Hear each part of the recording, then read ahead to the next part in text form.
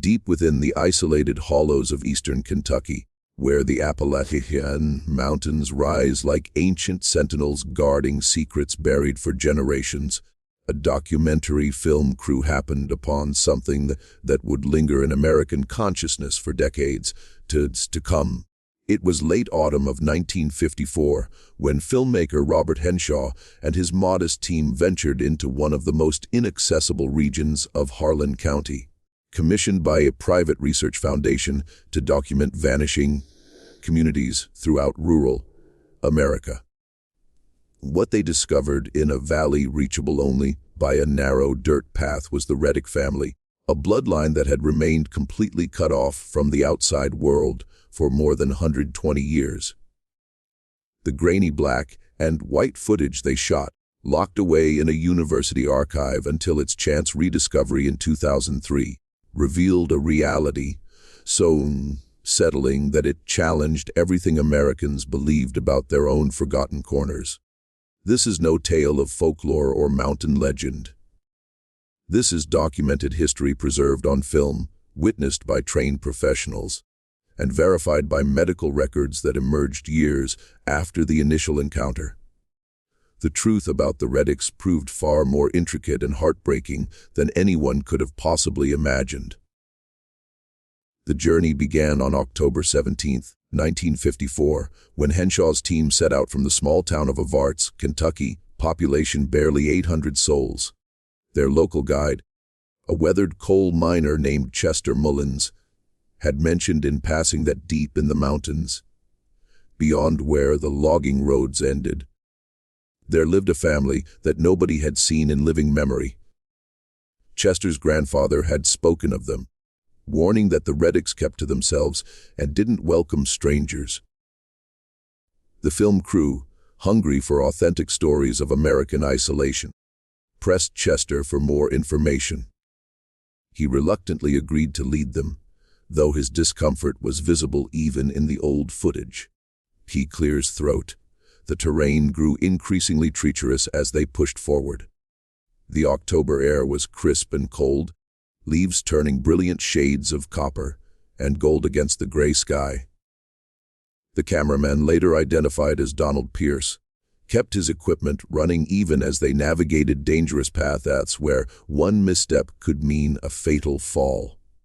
The footage reveals thick forests of oak and hickory, streams cutting through limestone, and eventually, after 4 hours of hiking, a clearing that seemed frozen in a previous century. The Reddick homestead appeared without warning, as if the forest had deliberately concealed it. 3 wooden structures stood in various states of decay, built from hand, hewn logs darkened by decades of weather. Smoke rose from a stone chimney, the only indication of current habitation. What struck the crew immediately, visible in their recorded reactions, was the profound silence. No dogs barked, no chickens scattered, no normal sounds of rural life greeted them.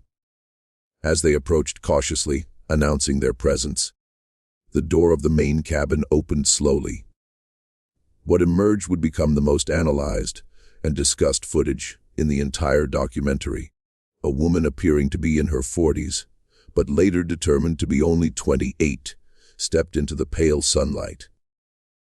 Her posture was bent, her movements uncertain, and her facial features displayed characteristics that immediately alarmed the medical professional traveling with the crew, Dr. Samuel Broadwick from the University of Kentucky.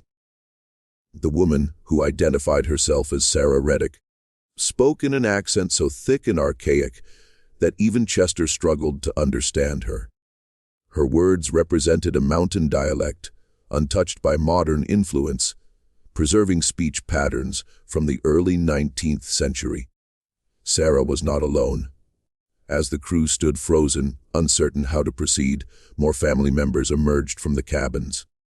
There was Elijah Reddick, identified as Sarah's husband, though the crew would later learn he was also her first cousin. His features mirrored hers in unsettling ways. The same prominent brow, the same widely spaced eyes, the same peculiar shape to the jaw. Their children followed, 4 of them, ranging from what appeared to be 5 years old to approximately 14.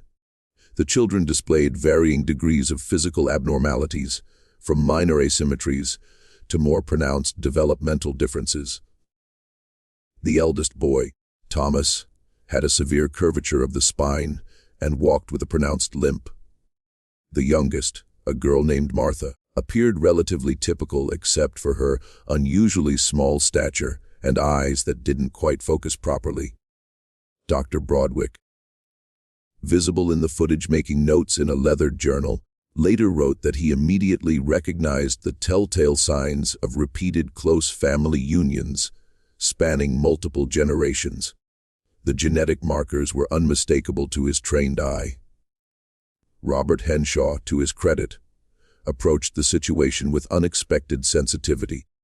Rather than recoiling or immediately focusing on the obvious physical differences, he engaged Sarah in conversation about their daily life, their history, their isolation. Sarah, despite her initial wariness, seemed almost relieved to finally speak with outsiders. She explained that the Reddicks had come to this valley in the 1830s, led by her great-great-grandfather, Josiah Reddick, who had fled from persecution in Virginia for reasons she only vaguely understood. Josiah had brought his wife, his 3 sons, and his 2 daughters into these mountains, seeking complete separation from a world he viewed as corrupt and dangerous. The family had sustained itself through hunting, gathering, and small-scale farming in the limited cleared areas. They had no electricity, no running water, no connection to any town or trading post. Everything they needed they either made or grew themselves. When asked about other people, about marriages outside the family, Sarah looked genuinely confused. Her ancestors had made a sacred vow, she explained, to keep the Reddick blood pure, untainted by outsiders who might bring disease or corruption. For 5 generations, Reddicks had married only Reddicks. The mathematical reality of this practice became horrifyingly clear as Dr. Broadwick compiled a family tree based on Sarah's accounts. Starting with Josiah and his wife Rebecca, who were themselves first cousins, the pattern continued unbroken. Their children married each other.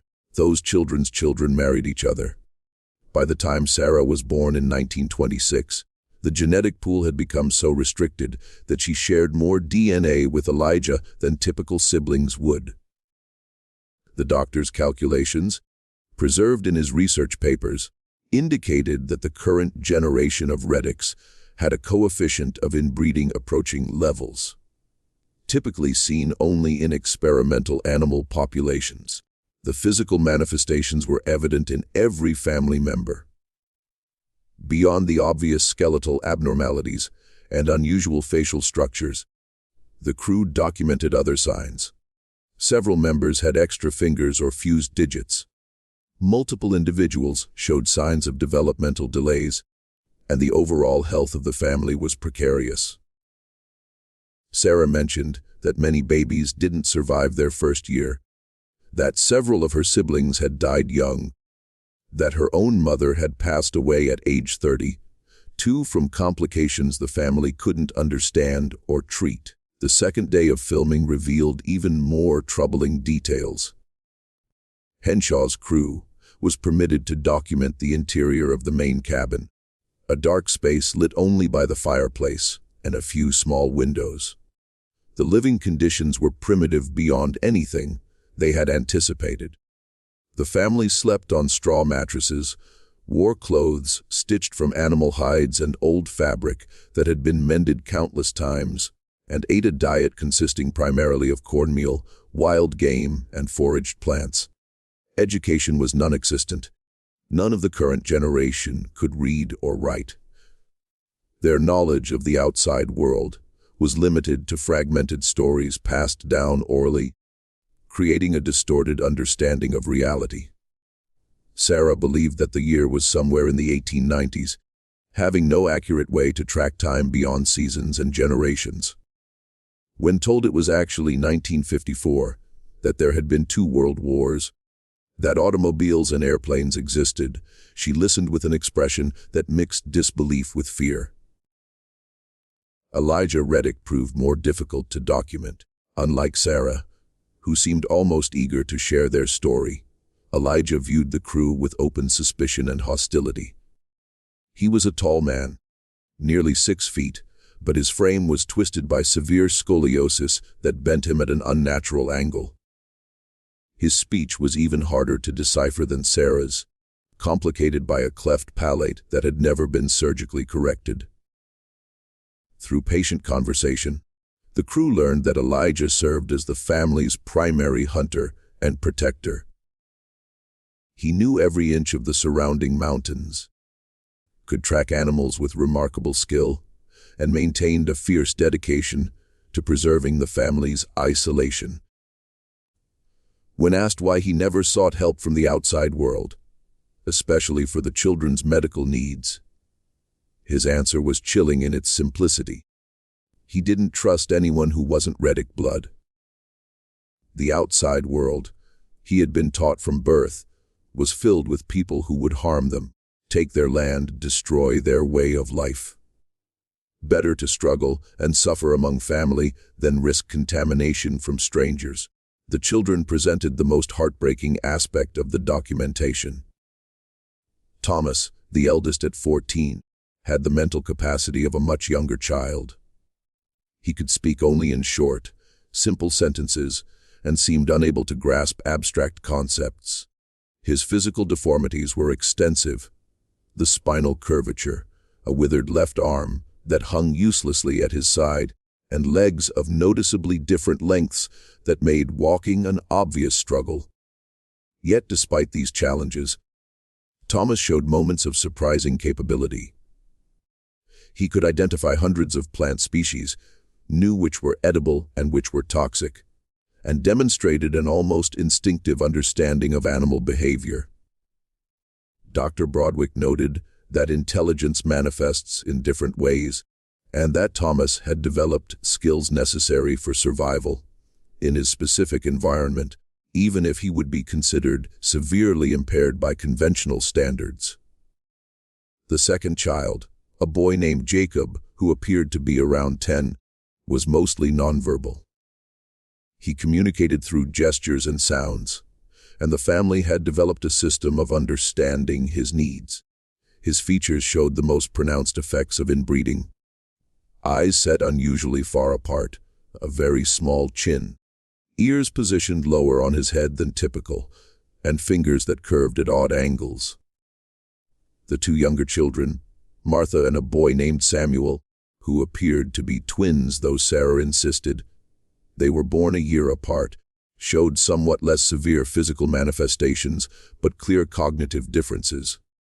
Martha, as mentioned, was extremely small for her estimated age of 5, weighing perhaps 30 pounds and standing barely 3 feet tall. She clung to her mother constantly, showing extreme anxiety around the strangers. Samuel was larger, but displayed repetitive behaviors and seemed unable to make eye contact with anyone, including his own family members. Dr.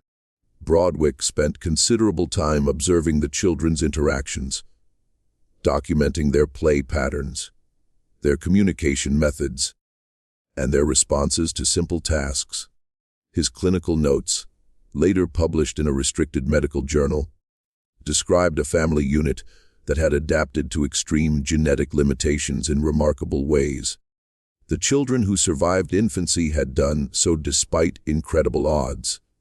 Their bodies and minds shaped by generations of concentrated heredity. Each child represented both the resilience of human biology and the devastating consequences of violating genetic diversity. The crew learned that the current Reddick population extended beyond just Sarah's immediate family. In the smaller cabin lived Sarah's uncle Jeremiah, aged approximately 55, and his wife Ruth, who was also his niece, making her Sarah's cousin. They had 3 surviving children, though Ruth mentioned that she had given birth to 8 babies over the years, with 5 dying before their 2nd birthday. The pattern of infant mortality was staggering. Dr. Broadwick estimated, based on family accounts, that less than 40% of babies born to Reddick unions survived to age 5. Those who did survive often carried severe health burdens. Jeremiah himself was nearly blind, his eyes clouded by cataracts that had developed in his 30s. Ruth suffered from seizures that the family attributed to spiritual causes, but which the doctor recognized as likely epilepsy, another condition with genetic components that can be amplified by inbreeding. The third structure, barely more than a shed, housed Sarah's grandfather, Nathaniel, the oldest living Reddick at approximately 78 years old, though he claimed to be unsure of his exact age. Nathaniel was bedridden, his body ravaged by what appeared to be multiple, untreated conditions, including severe arthritis and possible heart disease. The footage from inside Nathaniel's dwelling remains some of the most disturbing in the entire documentary. The old man lay on a pile of furs and blankets, his body so twisted and contracted that he could no longer straighten his limbs. His mind, however, remained relatively sharp, and he proved to be the family's historian. In a lengthy interview that spanned several hours over 2 days, Nathaniel recounted the Reddick history as it had been passed to him. His great-grandfather Josiah, he explained, had been a religious man who believed that the world outside their valley was entering its final days of corruption. Josiah had interpreted certain biblical passages to mean that the faithful must separate themselves completely, must keep their bloodlines pure and untainted, must wait in isolated righteousness for divine intervention. This theological justification had been passed down through generations, evolving into an unquestioned doctrine that governed every aspect of Reddick life. Marriage outside the family wasn't just discouraged. It was considered a betrayal of their sacred duty, a contamination that would doom them all. Nathaniel spoke of his own parents, his grandparents, his aunts and uncles, all Reddicks married to Reddicks. He described a childhood where physical abnormalities were so common as to be unremarkable, where infant death was expected, where suffering was interpreted as a test of faith rather than a consequence of biological reality. When Dr. Broadwick gently tried to explain the medical science behind genetic disorders, about how closely related parents increase the likelihood of inherited conditions, Nathaniel listened politely but dismissed it as outsider nonsense. The Reddick struggled, he insisted, because they were being tested, refined like metal in fire, preparing for their eventual salvation. The doctor's scientific explanations couldn't penetrate generations of ingrained belief. This ideological barrier proved to be one of the most frustrating aspects of the crew's visit. They could document the physical reality, capture the evidence of genetic damage, but they couldn't easily change minds conditioned by a century of isolation and reinforced belief systems. On the third day, Robert Henshaw made a decision that would later generate considerable controversy. He proposed to the Reddicks that the children, especially those with the most severe medical needs, should be taken to a hospital in Lexington where doctors could provide treatment. Thomas's spinal curvature might be addressed with braces or surgery. Jacob's developmental issues could be evaluated by specialists. Martha could receive proper nutrition and growth monitoring. The reaction was immediate and severe. Elijah became furious, shouting in his difficult-to-understand dialect that no Reddick child would ever leave the valley, that hospitals were places where outsiders murdered people and stole their souls. Sarah, caught between her husband's rage and a visible desire to help her suffering children, dissolved into tears. Even Nathaniel, from his sickbed, added his voice to the refusal, declaring that accepting help from the outside would break the covenant that had sustained the family for generations. The film captures this confrontation in uncomfortable detail. Henshaw's well-intentioned but perhaps naive proposal, the family's visceral rejection, the growing tension that threatened to turn violent. The situation was diffused only when Dr. Broadwick suggested a compromise. Rather than taking the children away, perhaps he could return with medical supplies, with medicine that might ease some of their suffering, with knowledge that the family could use to improve their circumstances. This seemed more acceptable to the Reddicks, though Elijah remained suspicious. The crew agreed to leave, but promised to return within a month with assistance. As they packed their equipment and prepared for the long hike back to civilization, Sarah pulled Robert Henshaw aside. In a moment captured on film, but without audio, she spoke urgently to him, gesturing toward her children. Later interviews with Henshaw revealed what she had said. She knew something was deeply wrong, that her babies kept dying, that the surviving children suffered in ways that seemed cruel and senseless. She didn't have the vocabulary to express genetic concepts, but she understood that marrying within the family was somehow connected to the problems. She begged Henshaw to find a way to help them, even if the rest of the family resisted. The crew departed the Reddick Valley on October 20, 1954, their minds reeling from what they had witnessed. The hike back seemed shorter, though the weight of what they carried psychologically made every step heavy. Chester Mullins, their guide, remained mostly silent during the return journey, clearly disturbed by the encounter. When they finally reached Varts, the crew immediately contacted authorities, both medical and social services. Dr. Broadwick submitted a detailed report to the Kentucky Department of Health outlining the conditions he had observed and recommending immediate intervention. Social workers were mobilized. Plans were made for a larger expedition that would include medical personnel and law enforcement, if necessary, to ensure the family's safety. The documentary footage was processed and reviewed, providing visual evidence that corroborated every claim. Newspapers in Lexington and Louisville caught wind of the story, though initial reports were vague, referring only to an isolated family discovered in the mountains. The planned return expedition was scheduled for late November 1954. A team of 12 people, including Dr. Broadwick, 2 other physicians, 3 nurses, 2 social workers, a county sheriff, and Robert Henshaw with his camera, made their way back into the mountains. Chester Mullins guided them again, though he expressed serious reservations about forcing help on people who had made their wishes clear. The journey took longer this time because they carried extensive medical supplies, food, clothing, and equipment. The November weather had turned harsh, with early snow dusting the higher elevations and temperatures dropping below freezing at night. The team pushed forward, driven by a sense of urgency and moral obligation. They reached the valley on November 23rd, just 2 days before Thanksgiving, anticipating a difficult but ultimately beneficial intervention. What they found instead would haunt every member of that expedition for the rest of their lives. The Reddick homestead was silent. No smoke rose from the chimneys. No one emerged to greet them or warn them away.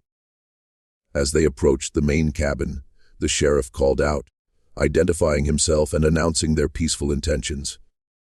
There was no response. The door stood slightly ajar, moving gently in the cold wind.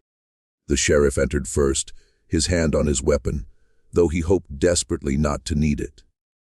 The interior was empty, not just of people, but of possessions. The family had stripped the cabin of everything portable, the furs they used for bedding, their cooking implements, their tools, even the photographs that Sarah had shown the crew. The fireplace was cold, the ashes days old at least. They checked the other structures with growing concern. All empty, all abandoned. The Reddicks had vanished. The team spread out, searching the surrounding forest for any sign of the family's direction of travel. They found tracks, multiple sets heading deeper into the mountains toward areas even more remote and inaccessible. The sheriff organized a search party, but the trail disappeared within a few miles, lost among rocky terrain that left no footprints. They searched for 3 days, calling out, leaving messages and supplies at various points, hoping the Reddicks would reveal themselves. The mountains swallowed every sound, returned only silence, as the weather worsened and the risk to the search party increased. They had no choice but to withdraw. The last footage Robert Henshaw captured was of the empty Reddick cabin, its door swinging open and closed in the November wind, snow beginning to accumulate on the threshold. The family had chosen deeper isolation over outside intervention, had retreated into wilderness that most modern humans couldn't survive. The disappearance of the Reddick family became a minor sensation in Kentucky newspapers, though the full details of their condition remained somewhat obscured. Journalists speculated about why the family had fled, creating romantic narratives about independent mountain folk refusing to bend to government interference. The reality was far more complex and tragic. Dr. Broadwick published his findings in medical journals, using the Reddicks as a case study in the dangers of extreme genetic isolation and the persistence of harmful practices based on misguided beliefs. The documentary footage was initially slated for public release, but the university that funded the project decided it was too sensitive, too potentially exploitative. The film reels were cataloged and placed in an archive marked as restricted material, accessible only to researchers with appropriate clearance. For nearly 50 years, the Reddick footage remained hidden. Occasionally, researchers studying Appalachian culture or genetic disorders would request access, would view the grainy black and white images, would write academic papers about isolation and inbreeding that few people outside specialized fields would ever read. The family themselves remained lost. Despite periodic searches over the years, no trace of the Reddicks was ever found. Some speculated they had died in the harsh mountains that first winter. Others believed they had gone even deeper into the wilderness, perhaps surviving in some hidden hollow unknown to the outside world.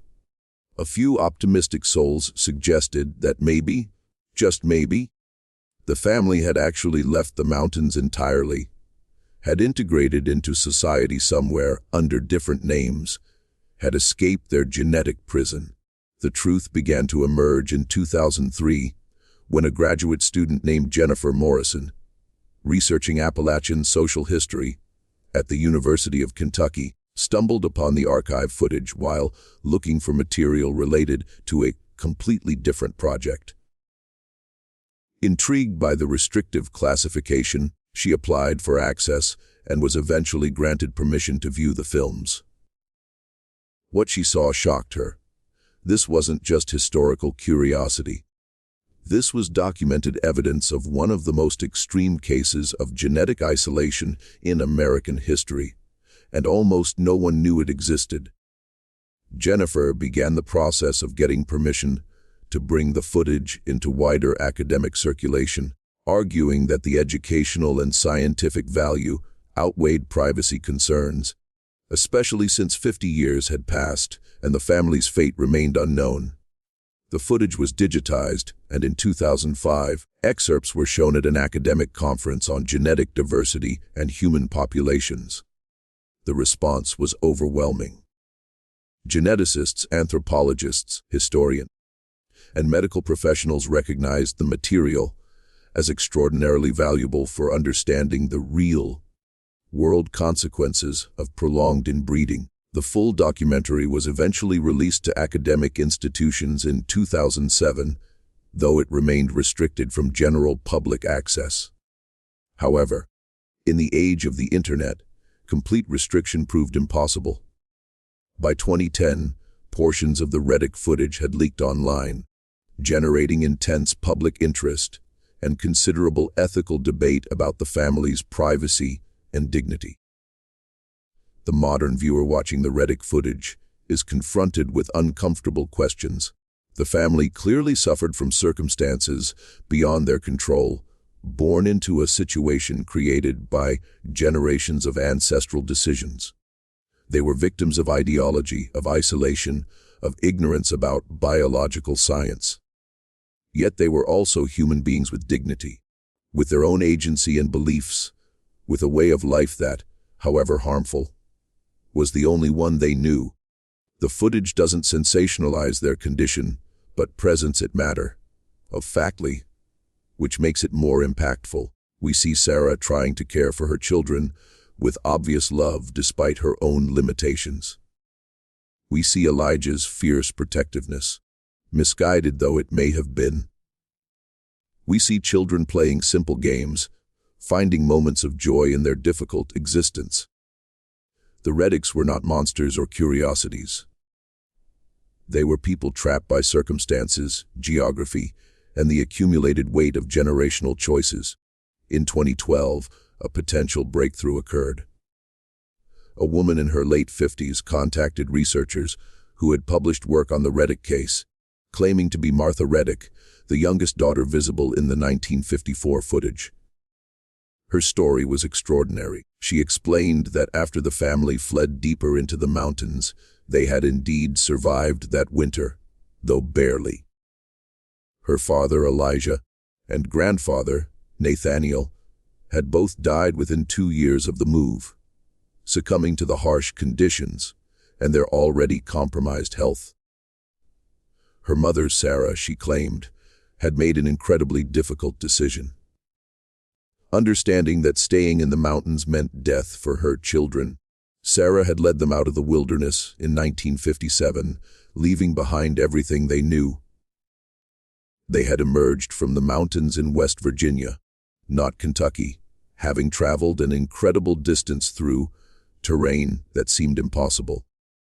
The woman's account described how Sarah had lied about their identity, claiming they were survivors of a house fire that had destroyed all their documentation. Sympathetic locals had helped them, providing shelter and assistance. The children, she said, had been enrolled in schools for children with special needs, had received medical treatment, had slowly adapted to the modern world. Her brothers Thomas and Jacob had struggled with the transition. Thomas had required multiple surgeries for his spine and had lived a difficult life, passing away in 1989. Jacob had eventually been institutionalized when it became clear he needed more care than Sarah could provide alone. He had died in 1995. Samuel, her supposed twin, had adapted better than expected, learning to read despite his developmental delays, and had worked for years in sheltered workshops. He was still alive in 2012, living in a group home in Charleston, West Virginia. The woman claiming to be Martha had documents. A birth certificate issued in West Virginia in 1958 listing her as Martha Brennan, daughter of Sarah Brennan, father unknown. She had photographs of a woman who bore a striking resemblance to the Sarah Reddick in the 1954 footage, though aged and weathered by hard years. Most compellingly, she had genetic markers consistent with severe inbreeding, which DNA testing confirmed. Her own health had been challenging throughout her life. Growth hormone deficiency, vision problems, joint issues, and difficulty bearing children. She had married once briefly, but her only pregnancy had ended in a stillbirth with severe genetic abnormalities. The researchers were cautiously convinced. While absolute proof was impossible without DNA from the original Reddicks, the evidence strongly suggested this woman was indeed Martha Reddick. Martha's account provided closure to one of the great mysteries of the case. The family had survived. Sarah had saved her children by making the extraordinarily difficult choice to abandon everything her family had believed for generations, to reject the ideology that had caused so much suffering. To embrace the outside world, she had been taught to fear.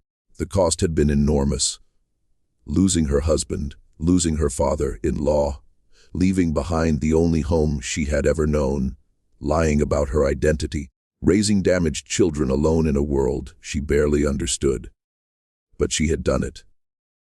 Sarah Reddick had broken the cycle.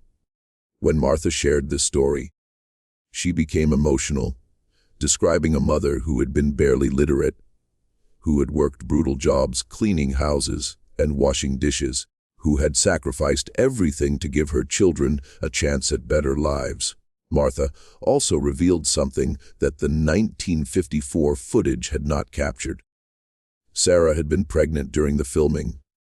She had been carrying her fifth child, a daughter who would be born in early 1955 during their deepest period of mountain isolation.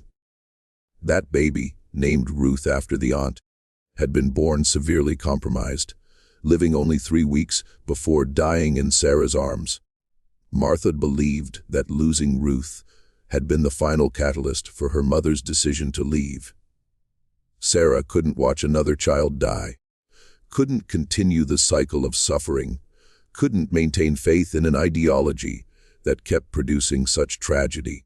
The death of baby Ruth in the frozen mountains had broken something fundamental in Sarah's worldview, had made her willing to risk everything for the possibility of change. The Reddick story raises profound questions about intervention, autonomy, and the limits of cultural relativism. Should Robert Henshaw and his crew have done more in 1954? Should they have forcibly removed the children despite the family's objections? Some argue that the suffering of those children, the preventable deaths, the physical and cognitive damage created a moral obligation to intervene regardless of parental wishes. Others contend that such forced intervention would have been traumatic, possibly violent, and might have violated the family's right to live according to their own beliefs, however misguided. The fact that the Reddicks fled when confronted with the prospect of help suggests they valued their autonomy, their way of life, more than they valued the relief that modern medicine could provide. Yet Sarah's eventual choice to leave, to save her children by integrating into the outside world, suggests that given time and space to make her own decision, she reached the conclusion that outsiders had been trying to impose. The scientific legacy of the Reddick case extends beyond this single family.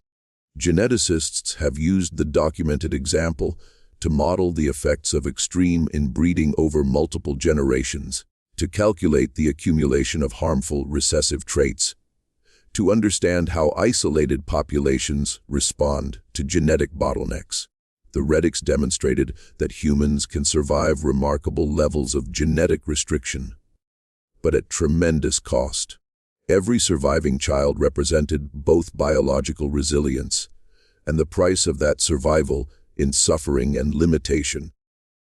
The case has been used in medical education to teach about genetic counseling, about the importance of genetic diversity, about recognizing the signs of inbreeding in clinical settings.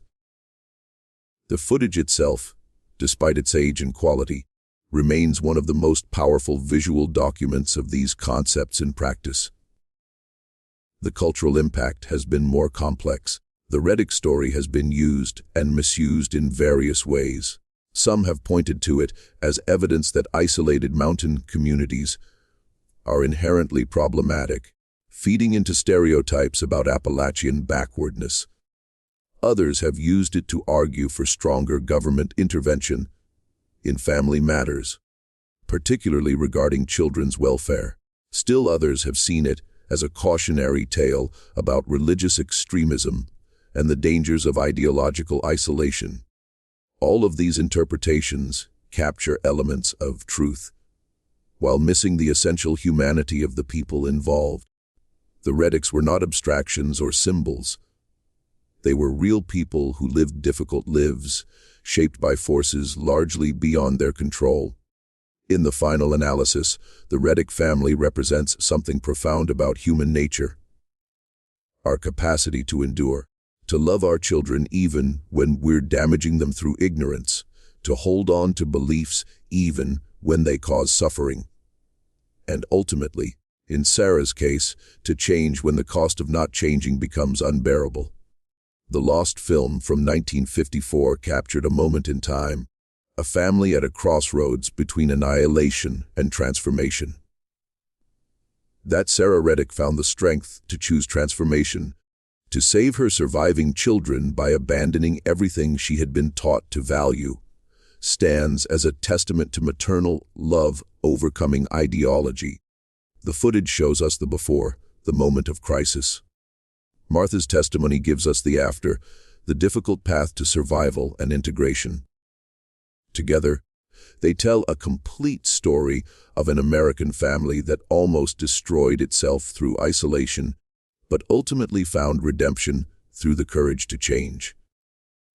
The Reddick family deserves to be remembered not as a cautionary tale alone, but as human beings who faced impossible circumstances with whatever resources they possessed, and in Sarah's case, found the strength to break free.